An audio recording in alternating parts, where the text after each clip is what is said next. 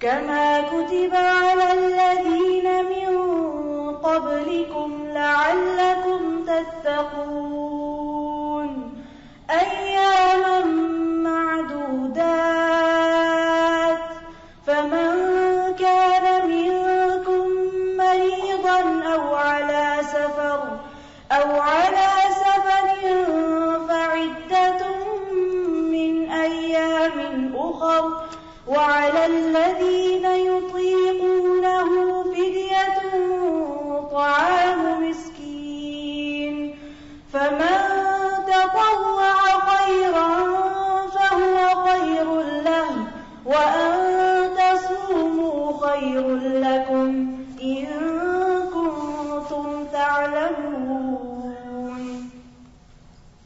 شهر رمضان الذي أنزل فيه القرآن هدى للناس وبينات من الهدى والفرقان فمن شهد منكم الشهر فليصم ومن كان مريضا أو على سفر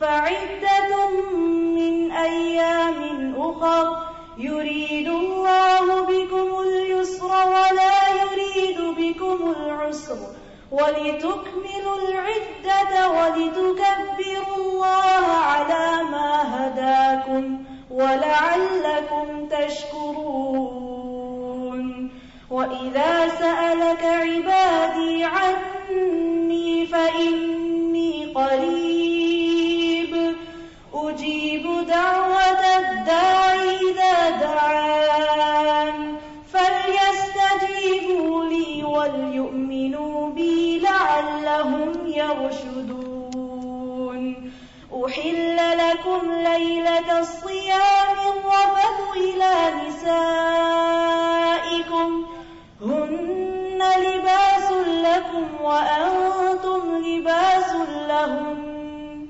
علم الله أنكم كنتم تختانون أنفسكم فتاب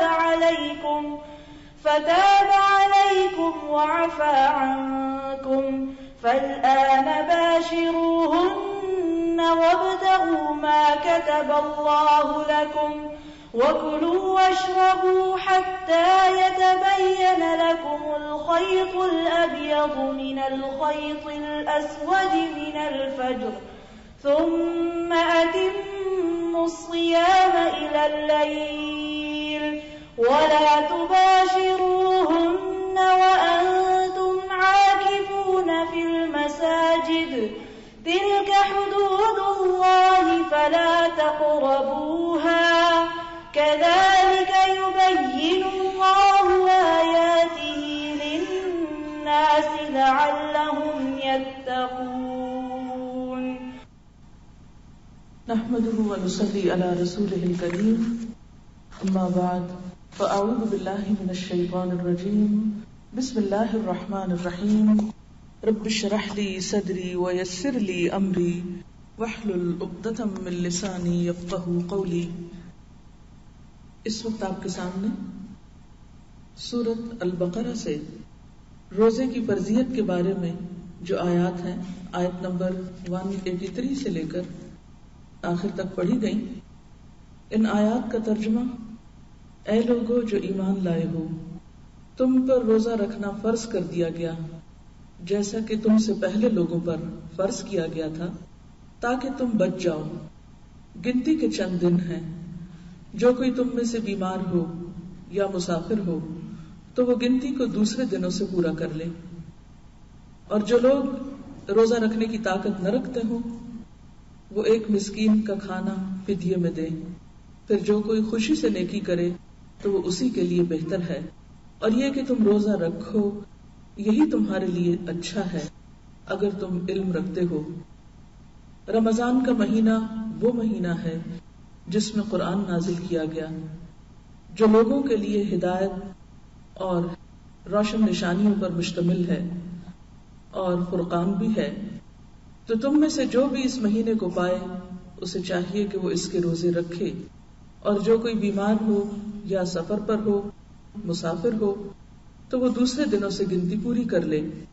اللہ تمہارے لیے آسانی چاہتا ہے اور تمہارے لیے تنگی نہیں چاہتا، اور تاکہ تم گنتی پوری کرو اور تاکہ تم اللہ کی بڑائی بیان کرو اس بات پر کہ اس نے تم کو ہدایت عطا کی، اور تاکہ تم شکر گزار بن سکو۔ اور جب میرے بندے آپ سے میرے بارے میں سوال کریں تو بتا دو کہ یقیناً میں قریب ہوں، میں پکارنے والے کی پکار کا جواب دیتا ہوں جب بھی وہ مجھے پکارے۔ بس چاہیے کہ وہ میری بات مانیں اور مجھ پر ایمان لائیں تاکہ وہ ہدایت پائیں۔ تمہارے لیے روزے کی راتوں میں اپنی بیویوں کے پاس جانا حلال کر دیا گیا، وہ تمہارا لباس ہیں اور تم ان کا لباس ہو۔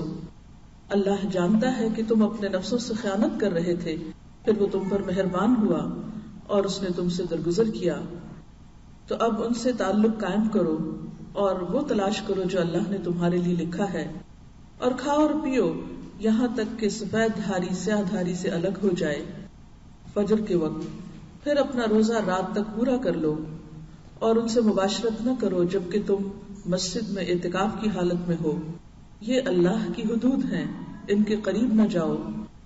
اسی طرح اللہ تعالیٰ اپنی نشانیاں لوگوں کے لیے واضح فرماتا ہے تاکہ وہ بچ سکے۔ تھوڑی دیر کے لیے سوچئے کہ آپ کی عمر کیا ہے۔ ہم سب کو اپنے بارے میں اتنا تو پتا ہی ہوتا ہے کہ ہم کتنے سال کے ہو گئے، پھر یہ سوچئے کہ آپ بالغ کب سے ہیں، پھر آپ سوچئے کہ آپ کی زندگی میں کتنے رمضان گزر چکے ہیں، پھر سوچئے کہ ایک اور رمضان کا اس زندگی میں مل جانا اللہ کی کتنی بڑی نعمت ہے، کتنا بڑا احسان ہے کہ اس نے مجھے ایک موقع اور دے دیا، ایک چانس اور دے دیا، اور مجھے اس موقع کو گنوانا نہیں، مجھے اس وقت کو ضائع نہیں کرنا، مجھے نیکیوں کے اس موسم بہار میں نیکیوں میں پیچھے نہیں رہنا، مجھے اس مہینے سے حقیقت میں وہ حاصل کرنا ہے جس کے لیے اللہ نے مجھے یہ چانس عطا کیا ہے، یہ نعمت عطا کی ہے، یہ رحمت عطا کی ہے۔ کتنے ہی لوگ ایسے ہوں گے جو پچھلے رمضان میں دنیا میں موجود تھے اور اب موجود نہیں ہیں، ان کا چانس ختم ہو گیا، لیکن ہمیں ایک موقع اور مل گیا۔ جیسا کہ آپ نے ان آیات میں دیکھا کہ روزے کا مقصد ایک ہی ہے اور وہ ہے تقویٰ۔ روزے کا اگر لفظی معنی دیکھا جائے تو لفظی معنی ہے رک جانا، سٹاپ، یعنی لفظ روزہ آتے ہی ذہن میں کیا آنا چاہیے؟ سٹاپ، رک جاؤ۔ جیسے آپ رکتے ہیں کہاں؟ ریڈ لائٹ پہ۔ آپ تیز گاڑی دوڑا کے جا رہے ہوتے ہیں، سرخ بتی جل گئی، آپ رک جاتے ہیں، سٹاپ، آگے نہیں جانا۔ روزہ دراصل ہمیں رک جانے کی ٹریننگ دیتا ہے، رک جانے کا سبق سکھاتا ہے کہ رک جانا ہے، خواہ کتنا بھی لذیذ کھانا اور کتنا بھی اچھا کھانا ہمارے سامنے ہو، لیکن ایک خاص وقت کی حد تک جب ہم پہنچتے ہیں، حتی یتبین لکم الخیط الابیض من الخیط الاسود، تو ہم رک جاتے ہیں، ہاتھ روک لیتے ہیں۔ اسی طرح رات کو نیند کے لیے کتنا بھی دل چاہ رہا ہو، کتنی بھی نیند آئی ہو، لیکن سونے میں کمی کر دیتے ہیں، سونے سے رک جاتے ہیں، کیونکہ دن کی عبادت تو روزہ ہے اور رات کی عبادت قیام اللیل ہے، جسے ہم عام طور پہ تراویح کہتے ہیں، جو رات کے پہلے حصے میں ادا کی جاتی ہے۔ آخری حصے میں ادا کریں تو وہ تہجد کہلاتی ہے، اور پہلے حصے میں ادا کریں تو تراویح ہوتی ہے۔ اور پھر نہ صرف یہ کہ کھانے پینے سے رکنا، شوہر اور بیوی کے جائز اور حلال تعلق سے رکنا، نیند سے رکنا، بلکہ اس کے ساتھ ساتھ اور بھی بہت سی ایسی باتوں سے رکنا کہ جو ہمارے لیے نقصان دہ ہیں، جو واقعی ہمیں اللہ تعالیٰ کی ناراضگی کی طرف لے جاتی ہیں۔ تو گویا روزہ ایک ٹریننگ ہے، یا دوسرا نام ہے سیلف کنٹرول کا۔ روکنے کے لیے کیا کیا جاتا ہے؟ جیسے آپ گاڑی کو کیسے روکتے ہیں؟ بریک لگا کے، اور بریک لگاتے لگاتے بالکل ایک لائن پہ آ کے پھر اس سے آگے نہیں جاتے، تو گویا آپ نے گاڑی کو کنٹرول کر لیا، روک لیا. بالکل اسی طرح روزہ ہمیں رک جانے کی، اپنے آپ کو کنٹرول کرنے کی ٹریننگ دیتا ہے، سبق دیتا ہے. تو ہم سب کو رک جانا ہے بہت سی چیزوں سے. اور اس رک جانے کا اصل مقصد کیا ہے؟ یہ خود کو روکنا بہت سی اللہ کی ناپسندیدہ چیزوں سے. کس لیے آخر؟ لعلکم تتقون، تاکہ ہمارے اندر تقوی پیدا ہو سکے. اور تقوی کیا ہے؟ برے انجام سے بچنے کے لیے گناہوں سے رک جانا، گناہوں سے بچنا، اللہ کی ناراضگی کے کاموں سے بچنا، اور اللہ کی رضا کی خاطر اور آخرت کے عذاب سے بچنے کے لیے اللہ کی اطاعت کے کاموں کو کرنا. تو تقوی دو چیزوں پر مشتمل ہے، ایک کرنے پر اور ایک نہ کرنے پر. تو اگر ہمیں رمضان کے مہینے میں اپنا گول اچیو کرنا ہے، اور وہ کیا ہے جو میں نے نہیں سیٹ کیا، وہ اللہ نے ہمارے لیے سیٹ کر دیا، لعلکم تتقون، تاکہ تمہارے اندر تقوی آ جائے، تم غلط کاموں سے بچنا سیکھ جاؤ اور تم اللہ کی اطاعت کرنے پر آمادہ ہو جاؤ. اللہ کی رضا میں، اللہ کی خوشی کے لیے وہ سب کچھ کرو جو اللہ تم سے چاہتا ہے کہ تم کرو، اور ان سب چیزوں سے بچ جاؤ جو اللہ تم سے چاہتا ہے کہ تم بچ جاؤ. تو ہمارا پھر رمضان کا گول کیا ہوا؟ رمضان کا مقصد کیا ہے؟ یہ ایک موقع جو ہمیں ملا ہے، یہ چانس جو ہمیں نصیب ہوا، اسے ہم نے کس کے لیے اویل کرنا ہے؟ اپنے اس ٹارگٹ کو میٹ کرنے کے لیے، اس گول کو پانے کے لیے، اور اپنے اس مقصد کو پورا کرنے کے لیے کہ مجھے روزے کے ذریعے، یاد رکھیے روزہ منزل نہیں ہے، روزہ ایک ذریعہ ہے، ایک ٹول ہے، ایک وسیلہ ہے، ایک واسطہ ہے جو آپ کو لے کے جائے گا آپ کی اصل منزل تک، جو اس بات کی ٹریننگ ہے کہ جب رکنے کو کہا جائے تو رکنا ہے، رکنا ہے، خود کو روکنا ہے. تو رکتے رکتے رکتے رکتے جب 30 دن آپ مسلسل اپنے آپ کو مختلف مواقع پر روکتے ہیں، نہ صرف یہ کہ کھانے پینے سے بلکہ ایسی باتوں سے بھی، اور ایسے ایکشن سے، اور ایسے جیسچر سے، اور ایسے ری ایکشن سے کہ جو اللہ تعالیٰ کو پسند نہیں، تو یہ الٹیمیٹلی آپ کے اندر قوت پیدا کر دیتا ہے، آپ کو اسٹرانگ ایمان عطا کرتا ہے کہ جس کے نتیجے میں پھر آپ آئندہ سال میں آہستہ آہستہ اس انرجی کو استعمال کرتے کرتے حتیٰ کہ پھر سیچوریشن پوائنٹ پہ جب پہنچتے ہیں 11ویں مہینے میں، تو اللہ تعالیٰ پھر اپنی رحمت کر دیتا ہے اور پھر ہمیں انرجائز کرنے کے لیے روزے جیسی نعمت عطا کرتا ہے. اور جیسا کہ آپ سب جانتے ہیں کہ روزہ عبادت ہے. تو بات یہ ہے کہ ہم سب سوچ لیں کہ میری زندگی کے جتنے بھی سال گزرے، جتنا بھی عرصہ ہو گیا مجھے بالغ ہوئے، جتنے بھی رمضان مجھے زندگی میں ملے، اور جو کچھ بھی میں اب تک کرتی رہی ہوں، مجھے اس سے بہتر کرنا ہے. جو کچھ میں آج ہوں، مجھے رمضان کے آخری دنوں میں اس سے بہتر بننا ہے. مجھے نیکی میں آگے جانا ہے، مجھے خیر میں آگے بڑھنا ہے، مجھے یہیں نہیں کھڑے رہنا.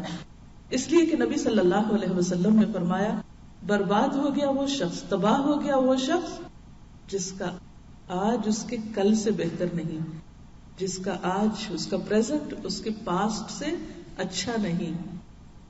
تو ہمیں پیچھے نہیں جانا، ہمیں اس حال میں بھی نہیں رہنا جس میں اب ہیں ہمیں اس سے آگے جانا ہے. اور اس کے لیے ہمیں تقوی کی ضرورت ہے. جیسے گاڑی کو آگے جانے کے لیے فیول چاہیے ہوتا ہے. آپ جتنی چاہیں قیمتی گاڑی لے لیں، بہترین سے بہترین ماڈل کی، لیکن اگر اس میں فیول نہیں تو وہ نہیں چلے گی، وہ آپ کو منزل تک نہیں پہنچائے گی. چاہے ہم بائی نیچر کتنے ہی اچھے انسان کیوں نہ ہوں، ہم ایک اچھے ہیومن بینگ کیوں نہ ہوں، ہم جو کچھ بھی ہوں، لیکن ہم سب جانتے ہیں کہ ہم اندر سے کمزور ہیں، اور ہمیں صرف ایک چیز طاقتور کرتی ہے، اور وہ اللہ سے مضبوط تعلق ہے، اللہ تعالیٰ کا قرب ہے. تو تقوی ہر اس چیز کو دور کرتا ہے، وہ سارے بیریئر ہٹاتا ہے جو ہمیں دراصل اللہ تعالیٰ تک پہنچنے میں رکاوٹ پیدا کرتے ہیں یا ہماری سپیڈ کو سلو کر دیتے ہیں. تو ہمیں جتنے بھی ہماری سپیڈ میں سپیڈ بریکرز آتے ہیں، ہمارے گناہ دراصل کیا ہیں؟ سپیڈ بریکر ہیں جو ہمیں اللہ تعالیٰ تک پہنچنے نہیں دیتے، اس اعلیٰ منزل تک جانے نہیں دیتے، تو رمضان میں ملنے والی اس قوت سے انشاءاللہ ایسی برائیوں اور ایسی خرابیوں کو چھوڑنا ہے جو ابھی تک ہم نہیں چھوڑ سکے. سب اس بات کو جانتے ہیں کہ انسانوں کے اندر جو تبدیلی آتی ہے وہ بالکل فطری طور پر آتی ہے، بالکل ایسے ہی جیسے موسم تبدیل ہوتا ہے. آج کل آپ دیکھ رہے ہیں کہ موسم تبدیل ہو رہا ہے تو کیا ہوتا ہے، کبھی ایک دم ٹھنڈک ہو جاتی ہے، پھر گرمی لوٹ آتی ہے، پھر ٹھنڈک ہوتی ہے، پھر گرمی لوٹ آتی ہے. تو بالکل انسانوں کے اندر بھی جو تبدیلیاں ہوتی ہیں وہ اسی طرح ہوتی ہیں. اگر دیکھا جائے تو ہم اچھائی کی طرف بڑھتے ہیں، پھر ذرا سے ٹھنڈے پڑنے لگتے ہیں، پھر اس کے بعد پھر ذرا آگے بڑھتے ہیں، پھر پیچھے، پھر. لیکن آپ نے یہ دیکھا ہوگا کہ جب موسم مثلا گرمی سے سردی کی طرف تبدیل ہوتا ہے تو پلٹ پلٹ کر گرمی کے جھونکے آتے ہیں، لیکن یہ نہیں ہوتا کہ وہ پھر سے پورا گرم ہو جائے، الٹیمیٹلی وہ پورا ٹھنڈا ہو جاتا ہے. اسی طرح جب سردیوں سے موسم گرمیوں میں بدلنا شروع ہوتا ہے تو بھی یہی پروسیس شروع ہوتا ہے. اچانک ایسا نہیں ہوتا کہ سخت سردی سے سخت گرمی آ جائے. اسی طرح آپ دیکھیے رات اور دن کے منظر کو، آپ دیکھیے کہ دن چڑھتا ہے، روز آپ کے سامنے مثال آتی ہے، آہستہ آہستہ آہستہ اندھیرا روشنی میں بدلتے بدلتے ایک پورے عروج پر پہنچ جاتا ہے. انسانوں کے اندر جو تزکیہ کا عمل ہوتا ہے، اچھا بننے کا جو عمل ہوتا ہے، اس پر بھی اسی طرح کے فیزز گزرتے ہیں. اور انسان اچھائی کی طرف جو چل بھی پڑتا ہے تو اس میں ایسا ہوتا ہے کہ آپ اچھائی کی طرف آگے بڑھے، آپ نے کوشش کی، پھر کوئی رکاوٹ آ گئی، آپ پھر تھوڑا سا پیچھے پلٹے، پھر آپ نے کوشش جاری رکھی، پھر آگے بڑھے، اور آگے بڑھتے بڑھتے آپ ایک دن انشاءاللہ اللہ کے قریب کی منزل پہ پہنچیں گے. لیکن اس کے لیے کیا شرط ہے؟ مسلسل کوشش، اور ہمارا آج ہمارے کل سے بہتر ہو. اور ہمیں اس کے لیے باقاعدہ اپنی پلاننگ بھی کرنی ہے، اپنی ترجیحات مقرر کرنی ہے، یعنی اپنے گول کو سامنے رکھتے ہوئے اپنی پرائرٹیز کو طے کرنا ہے. کیونکہ جب تک ہم اپنی ترجیحات متعین نہیں کرتے، یعنی پرائرٹیز ہم اپنی سامنے نہیں رکھتے اور پھر پلاننگ نہیں کرتے، اس وقت تک ہم کام نہیں کر سکتے. تو اس میں آپ دیکھیے کہ آپ کی رمضان میں کیا ترجیحات ہوں گی. آپ کا رمضان کا مہینہ عام دنوں سے مختلف ہونا چاہیے، پورے گھر کا ایک ماحول بدلنا چاہیے، پورا انوائرمنٹ تبدیل ہونا چاہیے. وہ تبدیلی کس کس چیز میں ہوگی؟ وہ آپ کے اندر بھی ہوگی اور پورے گھر کے ٹائم ٹیبل میں بھی ہوگی. آپ کا سارا ٹائم ٹیبل بدلے گا، اور جب ٹائم ٹیبل بدلنا ہو تو اس کے لیے پوری ایک پلاننگ کرنی پڑتی ہے. اب دیکھیے کہ جو کچھ آپ کو رمضان میں کرنا ہے، مثلا سب سے پہلی پرائرٹی آپ کی کیا ہے کہ آپ کو روزہ رکھنا ہے. پھر جیسا کہ ابھی آیات میں آپ نے سنا کہ قرآن پاک جو ہے وہ رمضان میں اترا ہے، اس لیے عام دنوں کے نسبت قرآن سے زیادہ تعلق قائم کرنا ہے. پھر اسی طرح قرآن کے ساتھ ساتھ اللہ سے دعائیں بھی خوب مانگنی، کیونکہ رمضان ہی کے متعلق جو آیات ہیں اس میں قرآن کی بات خاص طور پر وَإِذَا سَأَلَكَ عِبَادِي عَنِّي فَإِنِّي قَرِيبٌ أُجِيبُ دَعْوَةَ الدَّاعِ إِذَا دَعَانِ، دعاؤں کا ذکر آتا ہے. تو دعائیں آپ کو عام دنوں سے زیادہ مانگنی ہے، کیونکہ دعاؤں کی قبولیت کا مہینہ آ رہا ہے. سحر کا وقت، رات کا پچھلا وقت جو ہوتا ہے وہ سب سے زیادہ دعاؤں کی قبولیت کا وقت ہوتا ہے. عام دنوں میں ہم سحری کے وقت نہیں اٹھتے، لیکن رمضان میں ہمیں لازماً اٹھنا پڑتا ہے سحری کھانے کے لیے، کیونکہ سحری کھانے میں بھی برکت ہے اور اس میں بھی اجر اور ثواب ہے. تو اس وقت دعاؤں کی قبولیت کا وقت ہے. پھر آپ سارا دن عبادت میں ہوتے ہیں، روزے کی حالت میں ہوتے ہیں، وہ بذات خود ایک اللہ کے قرب کا ذریعہ ہے، اور پھر اس میں دعا قبول ہوتی ہے. پھر افطار کا وقت خاص طور پر دعاؤں کی قبولیت کا وقت ہے، اس میں آپ کو دعائیں کرنی ہیں. تو گویا عام دنوں کی نسبت آپ کی دعائیں بھی زیادہ ہوں گی.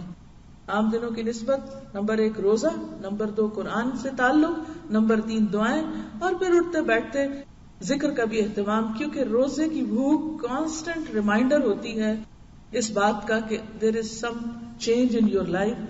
تو وہ چینج جو ہے وہ آپ کو کس چیز کے قریب کرے؟ اللہ کے قریب کرنے کے. اور سب سے زیادہ انسان اللہ کے قریب کب ہوتا ہے؟ جب وہ ذکر کی حالت میں ہوتا ہے، کیونکہ بندے کے ہونٹ جب تک اللہ کے ذکر میں ہلتے رہتے ہیں اللہ تعالیٰ بندے کے ساتھ ہوتا ہے. اور پھر اسی طرح صدقہ خیرات، کیونکہ یہ مہینہ ایک دوسرے کی ہمدردی کرنے کا مہینہ ہے، غمخواری کرنے کا مہینہ ہے، جس مہینے میں انسان کے جو اعمال ہیں وہ عام دنوں کی نسبت زیادہ اجر اور ثواب کے مستحق ہوتے ہیں، لہٰذا آپ کو عام دنوں کی نسبت زیادہ صدقہ خیرات کرنا ہے. اس کے لیے آپ کو پھر پلاننگ کرنی ہوگی. پھر اسی طرح راتوں کی عبادت، خاص طور پر آخری عشرہ جو ہے اس میں آپ کو جو کچھ کرنا ہے اس کی پلاننگ بھی شروع سے ہی کرنی ہوگی. مثلاً اگر آپ کوئی کام کرتے ہیں یا کہیں جاب کرتے ہیں یا کوئی بھی آپ کا اور بزنس ہے یا کچھ، تو ان 10 راتوں کو خاص طور پر آپ اللہ کی عبادت کے لیے عام دنوں کی نسبت زیادہ خاص کر لیں. نبی صلی اللہ علیہ وسلم عام حالات میں بھی ہمیشہ نیکیوں کی طرف دوڑتے رہتے تھے، لیکن رمضان کے آخری عشرے میں خاص طور پر آپ صلی اللہ علیہ وسلم کے صدقہ خیرات کی خاص طور پر ذکر آتا ہے حدیث میں کہ آپ صلی اللہ علیہ وسلم جب جبریل سے ملتے، یعنی جبریل علیہ السلام سے، اور رمضان کی ہر رات میں آپ کی ملاقات ہوتی، تو آپ آندھی سے بھی زیادہ تیزی کے ساتھ صدقہ خیرات کیا کرتے تھے. تو اس مہینے میں کوشش یا ٹارگٹ ہمارا یہ ہونا چاہیے کہ کوئی بھی شخص جو ہمارے آس پاس یا ہمارے جان پہچان میں ہے، کوئی بھی خیر اور بھلائی سے محروم نہ رہ جائے، یا ہماری طرف سے اس کو کسی نہ کسی قسم کا فائدہ ضرور پہنچے. اور اس کے لیے بھی ہمیں پھر پلاننگ کرنا ہے.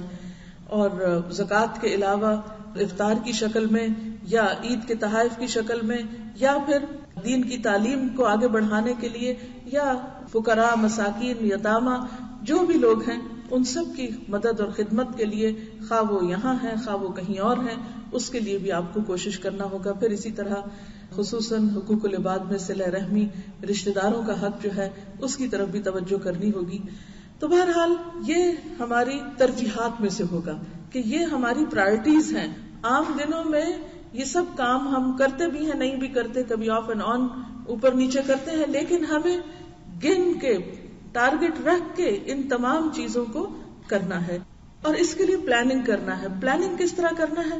مثلا یہ ہے کہ آپ پہلی چیز یہ کہ روزے کی تو آٹومیٹیکلی اللہ نے پلاننگ کر دی، شروع کرنے اور اختتام کرنے کا وقت مقرر کر دیا. لیکن اس کے لیے آپ پلاننگ یہ کریں گے کہ آپ کو مثلا روزے میں گھر والوں کو کھلانے پلانے کے لیے کیا بنانا ہوگا. مہینے بھر کا آپ مینیو بنا لیجئے، راشن ڈال لیجئے، جو کچھ بھی کرنا ہے. اگر رمضان سے 1-2 دن پہلے آپ ان تمام کاموں کو کر لیں تو اس میں یہ ہے کہ رمضان میں بازاروں میں زیادہ گھومنے پھرنے سے جو وقت ضائع ہوگا اس کو آپ بچا سکتے. اور اسی طرح عید سے پہلے جو کچھ آپ نے شاپنگ کرنی ہے وہ آخری عشرے جیسی قیمتی ترین دنوں کو ضائع کرنے کی بجائے آپ اس کو پہلے سے ہی کر لیں. اور پھر اس کے بعد جیسے تلاوت قرآن ہے تو آپ اس کے لیے ضرور پلان کیجئے کہ آپ کو کب، کس وقت، کہاں، کتنا پڑھنا ہے. ناظرہ میں آپ کتنا پڑھ سکتے ہیں، اور ریئلسٹک پلاننگ کیجئے. ایسی امیجنری پلاننگ نہ کریں کہ جو آپ کر نہ سکیں، کیونکہ اللہ تعالیٰ کے نزدیک یہ بات بہت غضبناک کرنے والی ہے. قرآن پاک میں اللہ تعالیٰ فرماتے ہیں یا ایھا الذین آمنوا لم تقولون ما لا تفعلون، اے لوگو جو ایمان لائے ہو، کیوں تم وہ باتیں کہتے ہو جو تم کرتے نہیں ہو. جو کرنا نہیں وہ کہنا بھی نہیں، اس کا پھر کوئی دعویٰ بھی نہیں کرنا. تو آپ جو بھی پلاننگ کریں وہ ایسی کریں جس کو آپ میٹ کر سکیں. مثلا اگر ٹارگٹ رکھتے ہیں کہ روز مجھے ناظرہ 1 سپارہ پڑھنا ہے تلاوت کا، تو پھر آپ دیکھیے کہ آپ کے پاس کون سا ایسا وقت ہے کہ جس میں آپ اس کو پورا کر لیں گے. آپ مثلا اس کو یوں بھی بانٹ سکتے ہیں کہ اکٹھا ایک ہی وقت میں سارا پڑھنے کی بجائے کچھ آپ فجر کی نماز کے بعد پڑھ لیں، کچھ ظہر کے بعد پڑھ لیں، کچھ عصر کے بعد پڑھ لیں. کچھ اگر آپ کہیں کام پر ہیں، مثلا ٹریول کر رہے ہیں، تو آپ کیا کیجئے، ٹریولنگ کے دوران اگر آپ خود گاڑی نہیں چلا رہے تو آپ اس وقت پڑھ سکتے ہیں. اور اگر آپ خود گاڑی چلا رہے ہیں تو قرآن پاک کی قرات کا سیٹ جو ہے وہ پہلے سے ہی لے کے رکھے. الحمدللہ الہدا میں اویلیبل ہے، اور مسجدوں وغیرہ میں جہاں کیسٹ شاپ ہیں، تلاوت کا ایک سیٹ آپ کے پاس ہونا چاہیے. اور وہ آج ہی آپ اپنی گاڑی میں ایسی جگہ پر نکال کے رکھ لیں، کیونکہ بعض اوقات چیز گھر میں رکھی ہوتی ہے لیکن وہ اتنی اوپر چڑھی ہوئی ہوتی ہے، اتنی نیچے، کہ وہ جب آدھا مہینہ گزر جاتا ہے تو پھر ہمیں وقت ملتا ہے اس کو نکالنے کا. ایسی کیسٹس جو آپ کہیں بند کیے ہوئے ہیں ان کو نکال کے باہر لائیے، ایسی جگہ رکھیے کہ جہاں سے آپ روزانہ ایک نکال کے سن سکتے ہو. تو اگر آپ پڑھ نہیں سکتے، یعنی آپ کو ایسی کمٹمنٹس ہیں، آپ کے اوپر کمانے کی ایسی ذمہ داری ہے، آپ کی ایسی ایسی مجبوریاں ہیں کہ آپ واقعی اللہ جانتا ہے کہ آپ انتہائی مجبور ہیں کہ پڑھنے کا واقعی وقت آپ کو نہیں ملتا، تو ایسی صورت میں پھر سننے کے لیے، اور آپ دیکھیے کہ اس ٹیکنالوجی کے دور میں سننے میں کچھ مشکل نہیں، اسی لیے قیامت کے دن اللہ تعالیٰ مجرموں کو جب سزا دیں گے تو وہ کہیں گے کہ اے کاش ہم سن لیتے، لو کننا نسمع او ناقل، یا ہم سمجھ لیتے، ما کننا فی اصحاب السعیر، تو ہم بھڑکتی ہوئی آگ والوں میں شامل نہ ہوتے۔ تو اس سے یہ ہے کہ ہمیں کم از کم جو ٹارگٹ اپنا رکھنا ہے کہ وہ ایک قرآن ضرور پورا کریں پڑھ کے، اور اگر پڑھ کے کسی بھی وجہ سے کہ آپ کو مثلاً بچپن سے پڑھنے کی عادت نہیں اور آپ کو ایک سے پارہ کرنے میں 4 گھنٹے لگتے ہیں، تو ظاہر ہے کہ 4 گھنٹے اگر آپ نہ نکال سکے تو آپ کے اوپر پھر گلٹ رہ جائے گی، تو ایسے میں کیا کریں، سننا شروع کر دیں، اور اللہ کرے کہ آپ کی وہ عادت جو ہے وہ برقرار رہے اور رمضان کے بعد بھی وہ کنٹینیو کرے، اور آپ سنتے سنتے اگلے رمضان تک کا پھر ایک ٹارگٹ رکھ لیں کہ آپ اس وقت تک جتنے آج فلوئنٹ ہیں اس سے زیادہ فلوئنٹ ہو چکے ہوں قرآن کے پڑھنے میں، کیونکہ سیکھنے کے عمل میں سب سے بنیادی چیز سننا ہے۔ جو انسان سنتا ہے وہ انسان پھر وہ چیز اس پہ رواں ہو جاتی ہے۔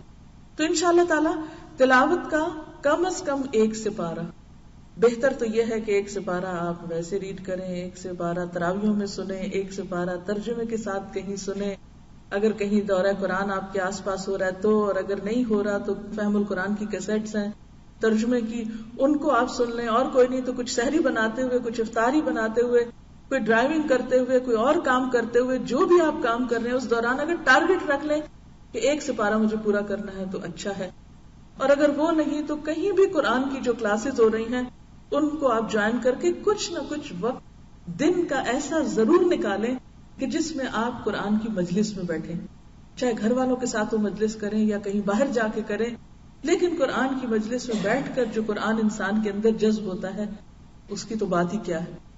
تو کیونکہ رمضان میں قرآن نازل کیا گیا ہے، اور یہ تجربے سے ثابت شدہ بات ہے کہ جتنا قرآن رمضان میں سمجھ میں آتا ہے اور دل میں اترتا ہے، عام دنوں میں روزے کے بغیر وہ بات ہی نہیں بنتی، کیونکہ اللہ تعالیٰ نے ان 2 چیزوں کو لازم و ملزوم رکھا۔ لہٰذا روزے کی حالت میں قرآن کا پڑھنا اور سننا، اور پھر خاص طور پر رات کے وقت، اور جیسے کہ وہ حدیث میں آتا ہے کہ قیامت کے دن روزہ اور قرآن انسان کے حق میں سفارش کریں گے، آ کے کھڑے ہو جائیں گے۔ روزہ کہے گا یا رب میں نے اس کو دن میں کھانے پینے اور دیگر شہوانی خواہشات سے روکے رکھا، تو اس کے حق میں میری سفارش قبول فرما۔ اور اسی طرح قرآن سفارش کرے گا کہ یا رب رات کو میں نے اسے نیند سے روکا، یعنی اس کی سفارش میں خاص طور پر رات کی نیند کا ذکر ہے، یعنی اگر دن میں نہیں وقت ملا کسی وجہ سے تو تراویح میں یا تو خود پڑھ کے یا آپ کسی مسجد میں جائیں یا گھر میں انتظام کریں، کچھ بھی کریں، لیکن میک شور کہ آپ کھڑے ہو کر قرآن کو پڑھیں یا سنیں، تو یہ زیادہ آپ کے لیے انشاءاللہ تعالی بہتر ہوگا۔ اور اس میں پھر آپ میں سے ہر ایک بیٹھ کے اپنی اپنی ریٹن پلاننگ کرے، مجھے یہ کام ایسے کرنا ہے، یہ کام ایسے کرنا ہے۔ پھر اگر تراویح پڑھنا ہے تو پہلے سے طے کر لیں کہ تراویح کہاں پڑھنے جائیں گے آپ، کون سی قریب ترین مسجد یا جگہ ہے۔ یہ نہ ہو کہ ادھر سے نماز کا وقت ہو اور ادھر گھر میں بیٹھ کے آپ جھگڑ رہے ہو، ایک کہے وہاں چلے دوسرا کہے وہاں چلے، اور آپ پہنچے اس وقت جبکہ پہلے حصہ جو ہے وہ قرآن کا پورا ہو چکا ہو۔ تو آپ کو ٹارگٹ یہ رکھنا چاہیے کہ مجھے لیٹ نہیں جانا نماز میں، مجھے پورا کرنا ہے، لہٰذا مجھے اول وقت پہنچنا ہے تاکہ میں اپنا پورا سن سکوں۔ اور انشاءاللہ جب آپ نیت کر لیتے ہیں نا، ارادہ کر لیتے ہیں، 100% کا آپ ارادہ کر لیتے ہیں، تو انشاءاللہ اگر آپ اس میں سے 98% کر پائے، 95 کر پائے، تو بھی جو آپ کی نیت تھی اللہ تعالیٰ اس کو کاؤنٹ کرے گا اور آپ کا اجر پورا ہو جائے گا۔ اور پھر یہ ہے کہ اس میں استقامت اختیار کریں، کبھی ایک مسجد میں جانا، کبھی دوسری میں، کبھی تیسری میں، کبھی چوتھی میں، کہیں سے کچھ کہیں سے کچھ کہیں سے کچھ، یہ طریقہ ٹھیک نہیں ہے، کیونکہ اس میں آپ کا قرآن پورا نہیں ہوتا، آپ سنجیدگی کے ساتھ کھڑے ہو کر اول سے آخر تک نہیں سن سکتے۔ لہٰذا جہاں بھی جانا ہے، جو آپ کی چوائس ہے، قاری صاحب بہت اچھا پڑھتے ہیں یا کم اچھا پڑھتے ہیں، جو بھی کرتے ہیں کرتے رہیں، لیکن آپ کے نزدیک اس وقت خوبصورت قراتیں سننا مقصد نہیں ہونا چاہیے، مقصد یہ ہونا چاہیے کہ مجھے ایک ترتیب کے ساتھ اپنا پورا قرآن جو ہے اس کو سننا ہے۔ اس سے آپ دیکھیں گے کہ آپ کے اندر ایک خاص قسم کی سیٹسفیکشن بھی پیدا ہوگی، ایک اطمینان پیدا ہوگا۔ جب ہم ادھورے کام کرتے ہیں تو ہم کہیں کے نہیں ہوتے، نہ ادھر کے نہ ادھر کے۔ تو آپ کو اپنا ٹارگٹ کیا رکھنا، پلاننگ کیا کرنی ہے کہ مجھے قرآن پورا سننا ہے یا پورا پڑھنا ہے۔ خواتین یا ایسے لوگ کہ جن کے قریب کوئی مسجد نہیں ہے یا ڈرائیو نہیں کر سکتے یا کوئی لے جانے والا نہیں ہے یا پھر کوئی پابندی نہیں ہے، تو ایسی صورت میں آپ کیا کر سکتے ہیں؟ گھر میں بھی خود سے پڑھ سکتے ہیں، اور اس کے لیے ہمیں دلیل ملتی ہے حضرت عائشہ رضی اللہ تعالی عنہا کے غلام حضرت زکوان کی، کہ جو مصحف سے دیکھ کر نفل نماز پڑھتے تھے. اور اب بھی آپ خانہ کعبہ میں تراویح کے موقع پہ چلے جائیں، حتیٰ کہ امام پڑھ بھی رہے ہوتے تو پیچھے لوگوں نے اپنا بھی کھولا ہوتا ہے، کیونکہ سن کے دیکھ کے پڑھنے سے زیادہ سمجھ میں آتا ہے. اور نفل نماز میں اس کی اجازت ہے، رخصت موجود ہے. تو جو لوگ نہ کہیں جا سکتے ہوں وہ کھول کے بھی پڑھ لیں.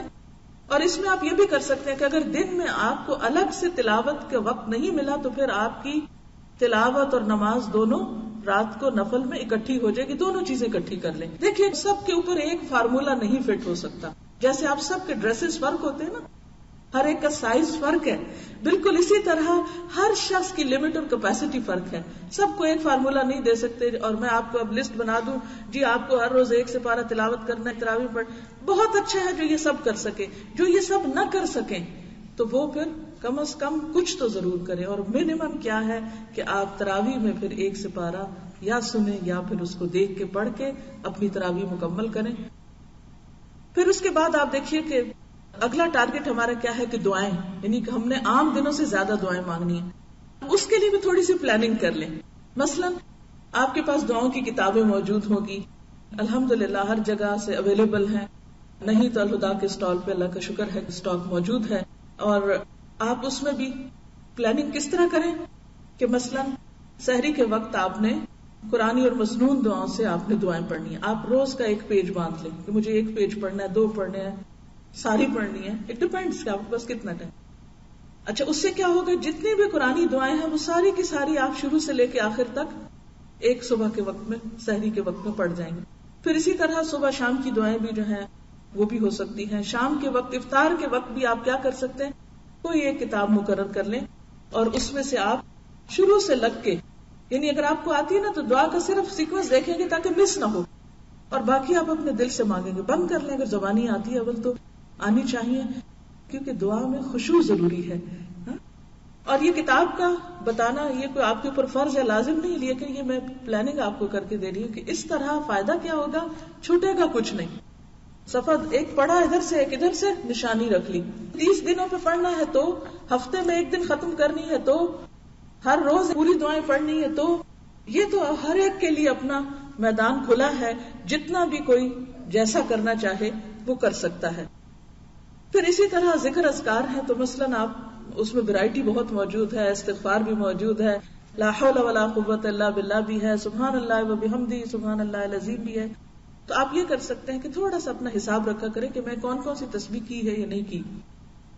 اس میں پھر آپ اپنے دن کی جو روٹین ہے اور ہر ایک کی فرق ہوتی ہے. مثلا آپ بچوں کو اسکول چھوڑنے کے لیے جاتے ہیں تو آپ سوچیں جاتے ہوئے میں تسبیح پڑھوں گی سبحان اللہ کی، واپسی پہ میں لا حول ولا قوت الا باللہ پڑھوں گی. اب چھٹی کے وقت بچوں کو لینے جا رہے ہیں تو آپ استغفار جاتے ہوئے پڑھ لیں، واپسی پہ آپ چوتھا کلمہ جو ہے اس کو پڑھ لیں.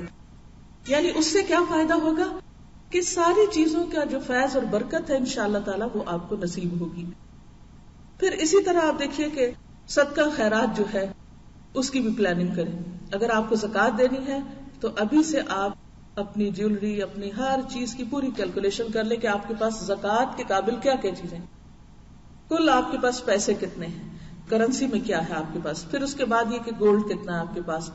باقی آپ کے پاس کوئی ایسی چیز ہے جو آمدنی کا ذریعہ ہے یا جس پر زکوٰۃ لاگو ہوتی ہے، یہاں ہے یا کسی اور ملک میں ہے یا کسی بینک میں ہے یا گھر میں رکھی ہوئی ہے، وٹ ایور، سب کو اپنا پتا ہوتا ہے. اور اس بہانے وہ ساری جو چیزیں وہ بھی سامنے آ جاتی ہیں. اگر اس میں سے کچھ وصیت کرنا ہے آپ کو تو بھی آپ کے سامنے ایک پوری لسٹ آ جائے گی کہ میں اس چیز کی مالک ہوں اور اس میں سے میں اگر معلوم نہیں آئندہ زندگی کیا ہو، اتنا میں اللہ کے راستے میں دینا چاہتی ہوں یا اتنا فلاں بچے کو یا کسی کو پڑھنے کو یا وٹ ایور، تو اس کی بھی آپ ایک طرح سے لسٹ بنا لیں.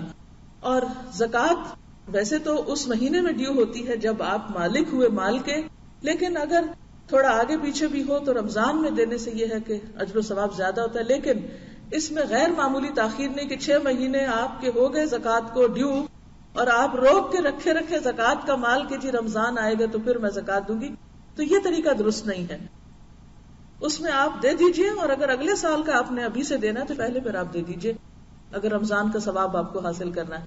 لیکن بلا وجہ اس کو ڈیلے نہیں کرنا چاہیے. یا پھر آگے آ رہا ہے حج کا مہینہ، تو ذوالحج کے پہلے 10 دنوں میں کوئی بھی جو نیکی کا کام ہے وہ پورے سال کے کاموں سے افضل ہوتا ہے. تو ان دنوں میں بھی پھر آپ اگر ابھی کچھ کمی بیشی ہو گئی تو وہاں پوری کر لیں. پھر اس میں آپ دیکھیے کہ صدقہ خیرات میں آپ یہ بھی دیکھ سکتے ہیں کتنا حصہ فقیروں مسکینوں کو کھانا کھلانے پہ، کتنا رشتہ داروں کو، بہن بھائیوں کو، یا اور جو بھی اور عزیز رشتہ دار ہیں ان کو کیا دینا ہے. اپنے الماریاں اپنی ہر چیز نکال کے دیکھ کے اچھا یہ فلاں کو یعنی ایک جنرل سا آئیڈیا کر لے کہ کس کس کو مجھے عید پر یا ویسے رشتہ داری کے حق کے ادا کرنے کے موقع پہ کیا دینا ہے. پھر اسی طرح اگر آپ روزہ نہیں رکھ پائیں گے، مثلا حاملہ عورتیں جو ہیں فدیہ دے سکتی ہیں اور بعد میں قضا رکھ سکتی ہیں. یا پھر یہ ہے کہ آپ بیمار ہیں، یا یہ کہ ایسی بیماری ہے جس کو کبھی بھی درست نہیں ہونا، یا بوڑھے ہیں ایسے لوگ، تو ان کی جو کیلکولیشن ہے وہ ابھی سے کر کے آپ اس پیسے کو بھی شروع رمضان میں ہی نکال دیں. پھر اسی طرح یہ ہے کہ اگر آخری عشرے کی کوئی خاص آپ نے عبادت کرنی ہے، کہیں سے چھٹی لینی ہے، تو وہ اپلائی کرے، کچھ کرے، پلان کریں کہ مجھے تاک راتوں میں کیا کیا کرنا ہوگا. مثلا قرآن پڑھنا ہے، یا نوافل پڑھنے ہیں، یا اعتکاف کرنا ہے، یا کچھ اور کرنا ہے، تو وہ ابھی سے آپ کے ذہن میں ہونا چاہیے. کیونکہ عام طور پہ ہوتا ہے کہ جب کام بالکل سر پہ آ جاتا ہے پھر ہم شروع کرتے ہیں تو اس وقت پھر ہم صحیح طور پر اس کو ادا نہیں کر سکتے. پھر اسی طرح یہ ہے کہ آپ نے اگر کوئی بھی اور نیکی کا کام سوچا ہوا ہے تو خاص طور پر روزہ جو ہے سیلف کنٹرول کی چونکہ ایک مشق ہے، تو اپنی اس بات کی بھی کوئی پلاننگ کر لیں کہ میں نے رمضان میں مثلا جھوٹ سے بالکل پرہیز کرنا ہے، اور پھر رمضان کے بعد بھی میں آئندہ زندگی میں اب اس سے توبہ کرتی ہوں، کیونکہ قیامت کے دن سچے لوگوں کو ان کی سچائی فائدہ دے گی. ھذا یوم ینفع الصادقین صدقہم، یہ وہ دن ہے جس دن سچے لوگوں کو ان کی سچائی فائدہ دے گی. سچائی فائدہ دینے والی چیز ہے. اور ایک حدیث میں آتا ہے من لم يدع قول الزور والعمل به فليس لله حاجة ان يدع طعامه وشرابه، کہ جس نے روزہ رکھ کے بھی جھوٹ بولنا اور جھوٹ پر عمل کرنا نہ چھوڑا، اللہ کو اس بات کی کوئی ضرورت نہیں کہ وہ شخص کھانا پینا چھوڑ دے، بھوکا پیاسا رہے، کیونکہ اس کا روزہ پھر محض بھوک پیاس ہے. تو خاص طور پر ہم سب کو اخلاقیات میں سے جس چیز کی پریکٹس کرنی ہے اس میں نمبر 1 جھوٹ چھوڑنے کی بات ہے. تو ہم سب اگر اپنے ساتھ عہد کریں کہ اس رمضان میں کانشیسلی، اور اس میں آپ دیکھیے کہ بعض اوقات ہم بڑے بڑے جھوٹ نہیں بولتے مگر چھوٹی چھوٹی باتوں میں پرواہ نہیں کرتے. مثلا جھوٹ کی کون سی قسمیں ہیں جن سے عام طور پر ہم نہیں بچتے؟ مذاق میں جھوٹ. اچھے بھلے سمجھدار لوگ بعض اوقات مذاق میں جھوٹ بولتے ہیں، حالانکہ اس شخص کے لیے ہلاکت بتائی گئی جو مذاق میں جھوٹ بولے، یعنی پسندیدہ نہیں ہے. پھر اسی طرح آپ دیکھیے کہ ہم مبالغہ آرائی میں جھوٹ بول جاتے ہیں بعض اوقات، یعنی چھوٹی سی بات ہوتی ہے اس کو اتنا بڑا بنا کے دکھاتے ہیں. بات کچھ ہوتی ہے اس کو بالکل بدل کے کچھ اور بتاتے ہیں. یہ بھی جھوٹ کی قسم ہے. ان سے بھی بچنے کی ضرورت ہے. جو چیز جتنی ہے اس کو اتنا ہی رکھیں، اس کو اس کی حد سے آگے نہ بڑھائیں، کیونکہ زیادتی کسی بھی چیز میں، چاہے وہ گفتگو میں ہو، چاہے وہ سچ اور جھوٹ کے درمیان کا جو حصہ ہے اس میں ہو، چاہے وہ بچوں سے ہو، وہ بھی پسندیدہ نہیں. کیونکہ مائیں خاص طور پر اس مشکل کا شکار ہوتی ہیں کہ بچے جب تنگ کرتے ہیں یا کسی خاص چیز کے لیے ضد کرتے ہیں یا کوئی خاص کام ان سے کرانا مقصود ہوتا ہے تو عموماً جھوٹ کا سہارا لیتی ہیں. یہ کرو گے تو میں تمہیں فلاں چیز لے کر دوں گی، جھوٹے وعدے کر لیتی ہیں بعض اوقات. ان سارے قسم کے جھوٹوں سے نکلنا ہے، کیونکہ سچا انسان جسے صدیق کہتے ہیں، صدیق انسان اسی وقت ہو سکتا ہے کہ جب ہر قسم کے جھوٹ سے باہر نکلے. حضرت مریم کی صفت جو تھی قرآن میں صدیقہ آئی ہے، وَأُمُّهُ صدیقہ، حضرت مسیح علیہ السلام کی والدہ کو صدیقہ کہا گیا. ابو بکر صدیق رضی اللہ تعالیٰ عنہ کے تو نام کے ساتھ یہ ٹائٹل لگ گیا کہ وہ صدیق تھے. حضرت عائشہ کے نام کے ساتھ لگ گیا. تو کیا ہم ان صراط الذین انعمت علیہم کی پیروی نہیں کریں گے؟ اور ہمیں اس کی بھی پلاننگ کرنا ہے کہ ہم کہاں کہاں اس مشکل کا شکار ہو جاتے ہیں اور اس کو ہمیں کس طرح کنٹرول کرنا ہے. تو 2 باتیں ہو گئی. نمبر 1 ہمیں پرائرٹی سیٹ کرنی ہے، گھر کا ٹائم ٹیبل بدلے گا، اور کچھ کام ہمیں اس مہینے میں روزے کا تقاضا سمجھتے ہوئے کرنے ہیں، اور ان کاموں کو کرنے کے لیے ٹارگٹ مقرر کرنے ہیں، ٹائمنگز مقرر کرنے ہیں، طریقے طے کرنے ہیں، حتیٰ کہ یہاں تک پلان کر لیں کہ آپ کو عید کی نماز کس مسجد میں پڑھنی ہے، کیونکہ اس سے وقت بچتا ہے. جو لوگ صحیح پلاننگ نہیں کرتے اور پھر اس پلاننگ کے ساتھ لگ نہیں جاتے وہ زندگی میں کچھ کر نہیں پاتے، کیونکہ وہ لاسٹ مومنٹ پر بھی شیکی ہوتے ہیں. اچھا وہاں جانا ہے یا یہاں، آدھے رستے پہ جا کے نہیں وہاں زیادہ بہتر ہے، اور اچھا وہ تو ابھی مجھے پتا چلا کہ اس کا تو ٹائم ہی گزر گیا، ابھی پھر واپس پلٹو، گاڑی ادھر موڑو اور وہاں چلتے ہیں. پہلے سے ہی پتا کر کے رکھنا ہے تراویح کا ٹائم کیا ہے کسی مسجد میں جہاں آپ جانے والے ہیں، عید کی نماز کس مسجد میں کس وقت ہوگی، پہلی نماز پڑھنی ہے یا دوسری پڑھنی ہے، کیا کرنا ہے کیا نہیں کرنا، سب چیزوں کا طے کر لیں. اور اس کے بعد مثلاً آپ ماں ہیں، ماں کی ایک بہت بڑی ذمہ داری ہے، گھر کا سارا نظام جو ہے ان کے ہاتھ میں ہوتا ہے، لہٰذا یہاں آپ اپنی کچھ اتھارٹی بھی استعمال کریں. بچوں کو اور میاں کو اور سب کو تھوڑا سا آپ بیٹھ کے ان سے مشورہ کریں، کیونکہ پلاننگ میں مشورہ ضروری ہے. مشورہ کریں اور اس کے بعد آپ کروائیں، میک شور کہ یہ چیزیں ہو رہی ہیں. اور پھر آپ دیکھیے آپ تو تنہا چل بھی نہیں سکتے، آپ کو تو بچوں کو بھی ساتھ لے کے جانا ہے. وہ قرآن پڑھ رہے ہیں یا نہیں پڑھ رہے، وہ نماز پڑھ رہے ہیں یا نہیں پڑھ رہے، فرائض کی بھی پابندی کر رہے ہیں یا نہیں کر رہے. اور باقی انہوں نے ٹھیک ہے وہ سب کچھ وہ نہیں کریں گے، لیکن انشاءاللہ اگر آپ کرتے ہوئے نظر آئیں گے ان کو تو آپ کو دیکھ کر وہ بھی سیکھیں گے کہ انہیں بھی یہ سب کچھ کرنا ہے. تو انشاءاللہ العزیز ہم نے جو اپنا ٹارگٹ رکھا کہ ہمیں پہلے سے بہتر بننا ہے، پہلے سے اچھا بننا ہے، ہمیں نیکیوں میں آگے جانا ہے، تو پھر اس میں آپ دیکھیے کہ ہمیں عبادات میں بھی اچھا بننا ہے. مثلاً روزہ ہے تو سوچا سمجھا روزہ ہو، اللہ کی خاطر ہو. نماز ہے تو اس میں آپ دیکھیے کہ گول کیا رکھنا ہے کہ مجھے پہلے سے بہتر نماز پڑھنی، خشوع و خضوع کے اعتبار سے، یا اس کا معنی سمجھتے ہوئے پڑھنا ہے. اندر سے مزید اچھا کیسے بننا ہے، اپنے دل میں اللہ کی اور محبت لانی ہے، اللہ تعالیٰ کے اوپر توکل کو بڑھانا ہے، یقین کو بڑھانا ہے، اعتماد کو بڑھانا ہے، اللہ کے خوف اور خشیت کو بڑھانا ہے. اور سب سے بڑھ کر یہ ہے کہ روزہ جو ہے وہ صبر اور ضبط نفس اور برداشت.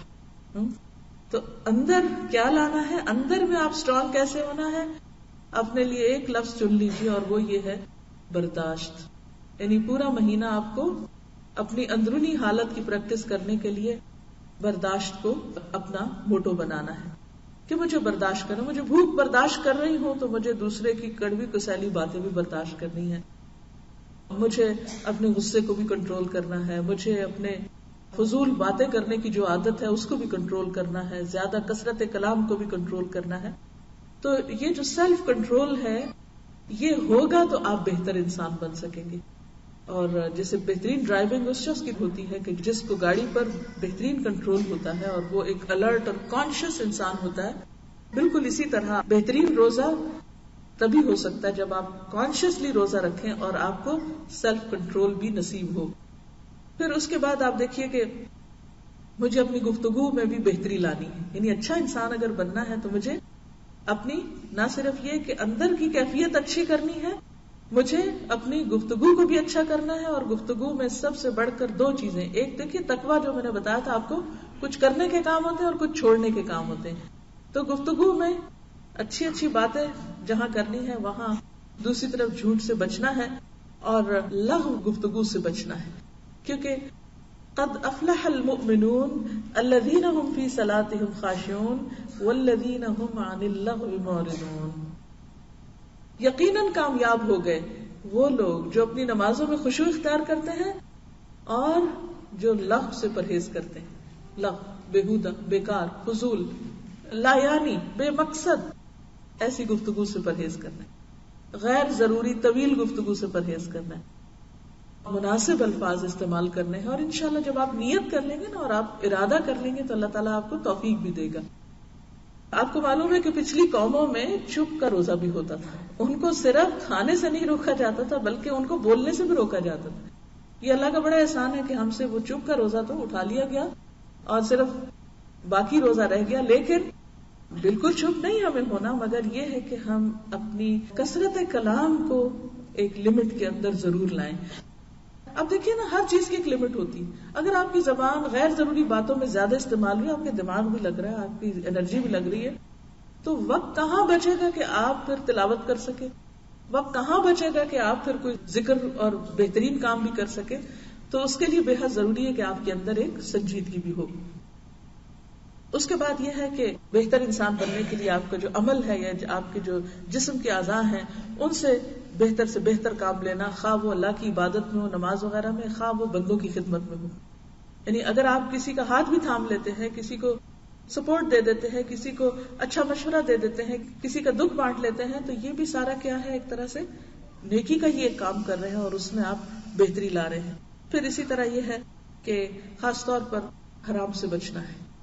حرام چاہے وہ گفتگو میں ہو، خواہ وہ کھانے میں ہو، خواہ وہ کسی بھی چیز میں ہو. مثلا گفتگو میں حرام صرف جھوٹ نہیں ہے بلکہ غیبت بھی ہے، چغلی بھی ہے، لڑائی جھگڑے کی باتیں، تان و تشنیع بھی ہے کہ کسی کو بول کے تانا دینا کہ تم ایسے ہو ویسے ہو، لڑائی جھگڑا، گالی گلوچ، کیونکہ یہ سب کچھ روزے کے منافی ہے. اور نبی صلی اللہ علیہ وسلم نے خاص طور پر روزے کی حالت میں لڑائی جھگڑے اور گالی گلوچ سے منع کیا ہے کہ روزے کی حالت میں ایسا نہ کرو، اور اگر کوئی تمہیں گالی دے تو تم کیا کہو، انی امرؤ صائم، کہ میرا تو روزہ ہے. لیکن ہم میں سے کتنے لوگوں نے کبھی کسی کی لڑائی کا جواب اس سے دیا ہو کہ میرا تو روزہ ہے. آپ اتنا جملہ بولے تو صحیح، سب لڑائی ختم ہو جائے گی کہ میرا تو روزہ ہے، میں تو جواب نہیں دے سکتا. کیونکہ مومن تو ساری زندگی روزے سے ہوتا ہے. اگر پوچھے تو رمضان کا مہینہ تو صرف یاد دہانی کرانے کے لیے آتا ہے، ورنہ اگر حقیقت میں دیکھا جائے تو مومن کا روزہ تو ساری زندگی کا روزہ ہے، مرتے دم تک کا روزہ ہے. اسے حرام چیزوں سے بچنا ہے، چاہے وہ گفتگو میں ہو، چاہے کھانے پینے میں ہو، چاہے کسی بھی اور طرح کی غلط چیزیں ہوں. تو ان سب چیزوں کو ہمیں اپنے سامنے رکھ کے، پلاننگ کر کے اور اوقات کو مقرر کر کے ہمیں کرنا ہے. کیونکہ اوقات مقرر کرنا جو ہے وہ بے حد ضروری ہے. اگر وقت مقرر نہ کیا تو بھی کام نہیں ہو سکتے. روزے سے متعلق چند ایک فقہی مسائل بھی آپ کی خدمت میں پیش کرتی ہوں.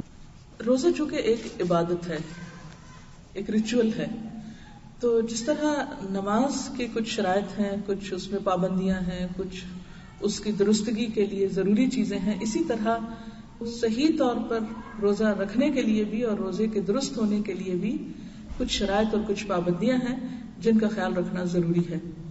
میں نے تقویٰ کا پہلو ہے اس کو پہلے اس لیے اجاگر کیا کیونکہ ہمیں اصل چیز تو اس مقصد کو حاصل کرنا ہے، اور پھر اس کے بعد یہ کہ ذریعہ کا درست ہونا وہ ضروری ہے. یہ بالکل ایسے ہی ہے کہ جیسے آپ کو اگر پیاس لگی ہو تو آپ کیا کرتے ہیں، پانی پیتے ہیں. اصل مقصد آپ کا کیا ہے، پیاس بجھانا. لیکن اس کے لیے آپ کیا چیز استعمال کر رہے ہیں، پانی. اب جب آپ پانی پیئیں گے تو پانی کے لیے اس برتن کا صاف ہونا بھی ضروری ہے جس میں آپ پانی پی رہے ہیں، اور پانی کا بھی صاف ہونا ضروری ہے، اور پھر اتنی مقدار میں ہونا بھی ضروری ہے کہ جس سے آپ کی پیاس بجھ سکے. کیونکہ اگر آپ ضرورت سے زائد پانی پی جاتے ہیں تو بھی ٹھیک نہیں، اور اگر آپ کو کم ملتا ہے تو بھی آپ کی تسلی نہیں ہوتی، اور اگر پانی تو ڈھیر ہے مگر وہ پاک صاف نہیں تو بھی ٹھیک نہیں. تو اس میں جو شرائط ہیں پیاس بجھانے کی وہ اس پانی میں پوری ہونی چاہیے ہر اعتبار سے. اسی طرح تقویٰ کا حصول اگرچہ ہمارا مقصد ہے، لیکن ذریعہ اور طریقہ اور جو کچھ کرنا ہے روزے کی حالت میں، جن چیزوں سے بچنا ہے، ان کا بھی درست ہونا ضروری ہے. سب سے پہلی بات تو یہ ہے کہ روزہ ایک فرض عبادت ہے جو بیسک اسلام کے پلرز ہیں اس میں سے ایک پلر ہے، جیسے نماز ہے، روزہ ہے، حج ہے، زکوٰۃ ہے. تو اسی طرح روزہ جو ہے فرض ہے، لیکن کس پر؟ عاقل پر، بالغ پر. عاقل سے مراد یہ ہے کہ باشعور ہو، مجنون پر روزہ نہیں ہے. ایسا انسان جو چاہے بالغ ہی کیوں نہ ہو لیکن اگر اس کی عقل صحیح کام نہیں کرتی، اس کو پتہ ہی نہیں کہ وہ روزے سے ہے، وہ چاہے تو کچھ کھا لے یا پی لے، تو شریعت نے اس کو مکلف نہیں قرار دیا. جیسے کہ حدیث میں آتا ہے کہ 3 لوگوں سے قلم اٹھا لیا گیا، یعنی ان کے اعمال نامہ نہیں لکھا جاتا. بچہ جب تک کہ بالغ نہ ہو جائے، سویا ہوا شخص جب تک کہ جاگ نہ جائے، یعنی اگر کوئی شخص سوئے ہوئے میں باتیں کر رہا ہے تو وہ باتیں اس کے اعمال نامے میں حق یا خلاف میں نہیں لکھی جائیں گی. اسی طرح تیسری چیز جو ہے وہ جنون ہے. اگر کوئی شخص بے ہوش ہے، یا یہ کہ قومے میں ہے، یا کسی بھی وجہ سے شعور نہیں رکھتا، یا تھوڑا بہت شعور بھی ہو مگر بچوں جتنا ہے، تو ایسی صورت میں اس پر روزہ نہیں ہے. اور پھر اسی طرح نابالغ بچے پر بھی روزہ فرض نہیں ہے، بالغ پر فرض ہے. اور بلوغت کی علامت لڑکیوں میں کیا ہے؟ پیریڈز کا شروع ہونا. بعض بچیوں میں اگر 10 ایئرس میں 10 سال کی عمر میں شروع ہو رہے ہیں تو 10 سال کی عمر سے روزہ فرض ہو چکا ہے. اگر وہ چھوڑتی ہیں تو اس کی قضا کرنی ہوگی. اور اس میں خاص طور پر آپ دیکھیے کہ بعض اوقات چھوٹے چھوٹے عذر یا چھوٹا چھوٹا بہانہ کر کے ہم روزہ جو ہے اس کو چھوڑ دیتے ہیں. تو اس میں آپ دیکھیے کہ حدیث میں آتا ہے کہ آپ صلی اللہ علیہ وسلم نے فرمایا میں نے اپنی امت کے ایک آدمی کو خواب میں دیکھا, اور پیغمبروں کے خواب سچے ہوتے ہیں, حقیقت پر مبنی ہوتے ہیں. میں نے اپنی امت کے مسلمانوں میں سے ایک شخص کو خواب میں دیکھا کہ وہ پیاس سے ہانپ رہا ہے, پیاسا ہے, جیسے یعنی کہ شدید پیاس کا شکار ہے. جب بھی حوض پر وارد ہوتا ہے, یعنی حوض پر پانی پینے کے لیے آتا ہے, اسے روک دیا جاتا ہے, آنے نہیں دیا جاتا. یہ وہ شخص ہے کہ جب اس کے پاس رمضان کا روزہ آیا تو اس نے اس کو پانی دیا, یعنی رمضان کے روزے کو اس نے پانی دیا اور سیر کر دیا, یعنی روزہ نہ رکھا. یعنی روزہ نہ رکھنا جو ہے اور ایک روزہ بغیر کسی عذر کے چھوڑنا اتنا بڑا نقصان ہے کہ اگر انسان ساری زندگی میں روزے رکھتا رہے عام دنوں میں تو وہ اس ایک روزے کے ثواب کو نہیں پہنچ سکتا, اس ایک روزے کے برابر نہیں انسان جا سکتا. حقیقت میں بہنوں رمضان کا ایک ایک دن انتہائی قیمتی دن ہے. تو چھوٹے چھوٹے عذر, بہانے, وجوہات اور سبب بنا کے روزہ چھوڑنا نہیں چاہیے. ہاں جن کو اللہ نے معذور کر دیا, اگر حاملہ عورت ہے یا بچے کو دودھ پلانے والی عورت ہے اور دودھ میں کمی کا اندیشہ ہے, تو ایسی صورت میں پھر بچے کی چونکہ ساری زندگی کے آگے صحت کا مسئلہ ہے تو روزہ نہ رکھے عورت تو کوئی بات نہیں. ورنہ یہ ہے کہ اگر بچہ بڑا ہے تھوڑا اور وہ اس کے ساتھ کھانا پینا بھی کر رہا ہے, سالڈز پہ ہے, فوڈ ہے, اور ساتھ تھوڑا دودھ بھی ہے اتنی مقدار کے جس سے اس کی غذائی ضرورت پوری ہو رہی ہے, تو اس صورت میں روزہ رکھا بھی جا سکتا. اگین آپ دیکھیے کہ جہاں قرآن پاک میں آتا ہے وَعَلَى الَّذِينَ يُطِيقُونَهُ کہ وہ لوگ جو اس کی طاقت رکھتے تو ہم مگر مشقت سے روزہ رکھیں, یا یہ کہ طاقت ہی نہ ہو تو پھر وہ فدیہ دے دیں. اور ساتھ ہی فرمایا وَأَن تَصُومُوا خَيْرٌ لَكُمْ, یعنی صرف ایک رخصت اس لیے نہیں رخصت کہ بس ہر شخص رخصت کے پیچھے دوڑ پڑے. اس میں بھی یہ ہے کہ جو رخصت نہ لینا چاہے اور سہولت سے کام کر سکے تو وہ کر لے, لیکن مشقت میں پڑ کے نہیں, پھر وہ اللہ کی ناراضگی ہوگی. کیونکہ اللہ تعالیٰ کو یہ بات پسند ہے کہ اس کی رخصتوں کو بھی قبول کیا جائے جس طرح اس کی پابندیوں کو قبول کیا جاتا ہے. یعنی جس طرح اللہ تعالیٰ نے جو چیزیں ہمارے لیے ہمیں روکا اس سے اور ہم رک جاتے ہیں, اسی طرح اللہ تعالیٰ کو کیا پسند ہے کہ جو چیز میں نے آسانی دی تو میں دین میں اس آسانی کو بھی اختیار کرو. تو بہرحال روزہ جو ہے وہ لازم ہے. اور لڑکے کے لیے یہ ہے کہ اس کے احتلام جو ہوتا ہے, واٹری ڈسچارج جو نیند کی حالت میں ہوتا ہے آٹومیٹیکلی, جس کو احتلام بولتے ہیں, جب وہ شروع ہو جائے اور اس کی علامت عام طور پر آواز کا بدلنا یا آواز کا بھاری ہونا ہے تو وہ اس کی بلوغت کی علامت ہے. اور اس میں ضروری نہیں کہ کوئی ایک ایج ہے کہ آپ 10 سال ہے یا 11 ہے یا 12 ہے, پھر طبیعتوں پہ, نسلوں پہ, علاقوں کے فرق سے یہ سمپٹمز فرق ہو سکتی ہیں. لیکن اگر وہ سمپٹمز کافی عرصے تک نہیں ظاہر ہو رہی تو ایسی صورت میں پھر اگر 15 سال کی عمر سے تجاوز کر رہی تو پھر روزہ ایک طرح سے فرض ہو جائے گا. بہرحال اس میں بلوغت کے بارے میں بہت سی الگ بحث موجود ہے جس میں جانے کا اس وقت موقع نہیں ہے. اسی طرح مریض کو روزہ نہ رکھنے کی رخصت ہے, لیکن مریض کون سا مریض؟ ہر مریض نے یہ نہیں کہ فلو ہو گیا تو جی اب آج روزہ نہیں رکھ رہے کیونکہ فلو ہو گیا. فلو کو تو بلکہ آرام آئے گا اگر آپ روزہ رکھے تو وہ مریض جس کے مرض میں روزہ رکھنے سے اضافہ ہو, جس کی تکلیف میں اضافہ ہو. مثلا السر کے بعض مریض ہوتے ہیں کہ جن کو ہر تھوڑی دیر کے بعد کھانا پڑتا ہے. پھر یہ بھی نہیں کہ صرف ایک مرض کا آپ نے ڈاکٹر نے آپ کو بتا دیا جی آپ کو السر ہے تو اب آپ کے چونکہ مجھے السر اس لیے مجھے روزہ نہیں رکھنا. نہیں, ہر مریض کا اور ہر طبیعت کا فرق ہوتا ہے. روزے کی حالت میں لغو اور رفث اور ان چیزوں سے بچنا چاہیے. نبی صلی اللہ علیہ وسلم نے فرمایا کتنے ہی روزہ دار ایسے ہیں جن کو اپنے روزے سے سوائے بھوک پیاس کے کچھ بھی نہیں ملتا, اور کتنے ہی راتوں کو قیام کرنے والے ایسے ہیں کہ جن کو اپنے رات کے قیام میں سوائے رات جاگنے کے کچھ بھی حاصل نہیں ہوتا. تو کیونکہ انہوں نے شعور کے ساتھ نہ روزہ رکھا اور نہ ہی اس کا احترام کیا اور نہ ہی اس کی جو حقیقی کنڈیشنز تھی ان کو فلفل کیا, تو اس سے وہ ایک مشقت اور محنت تو کی مگر اجر سے خالی رہ گئے. تو ہمیں شعوری روزہ رکھنا ہے اور اللہ کے لیے اپنی عبادت کو خالص رکھنا ہے.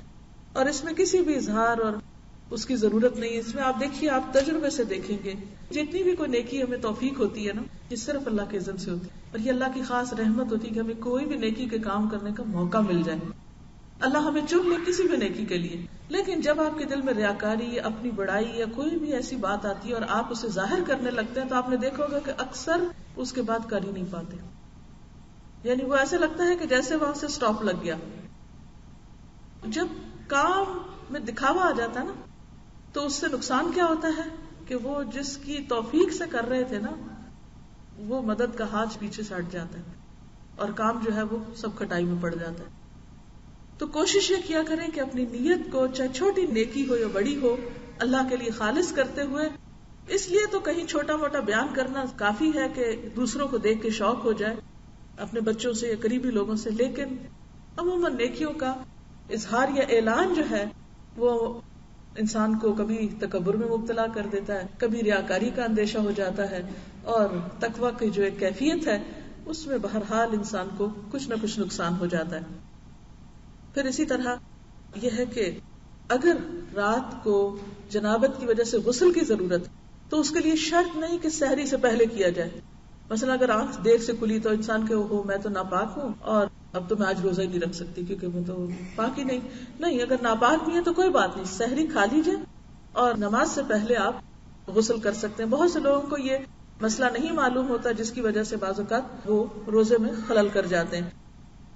حدیث میں آتا ہے کہ نبی صلی اللہ علیہ وسلم کو بعض اوقات اس طرح فجر ہوتی کہ آپ جنابت کی حالت میں ہوتے، آپ سحری کھا لیتے اور اس کے بعد غسل فرماتے، یعنی فجر کی اذان کے بعد بھی آپ نہا سکتے ہیں. پھر اسی طرح آپ دیکھیں روزے کی حالت میں منہ میں ایک خاص قسم کی بساند ہو جاتی، اگرچہ وہ جو بساند ہے وہ اللہ تعالیٰ کو بہت پسند ہے، وہ کستوری سے بھی زیادہ خوشبودار ہے اللہ کے ہاں، لیکن اس کے باوجود مسواک کی کثرت کرنی چاہیے تاکہ جو منہ کے اندر سے اسمیل ہے وہ بلا وجہ دوسروں کو اذیت دینے کا سبب نہ بنے. نبی صلی اللہ علیہ وسلم روزے کی حالت میں مسواک کیا کرتے تھے، اور مسواک سے اگر مسواک کی کڑواہٹ یا کسی بھی قسم کا ذائقہ زبان پر آتا ہے تو چونکہ وہ حلق سے نیچے نہیں جاتا، اس سے روزہ مکروہ نہیں ہوتا یا روزہ ٹوٹتا نہیں ہے. پھر اسی طرح یہ ہے کہ شوہر اور بیوی کا جسمانی تعلق تو درست نہیں ہے، لیکن ویسے اگر ایک دوسرے کے قریب آنے سے یا ایک دوسرے کو ہاتھ لگانے سے روزہ جو ہے وہ نہیں ٹوٹتا.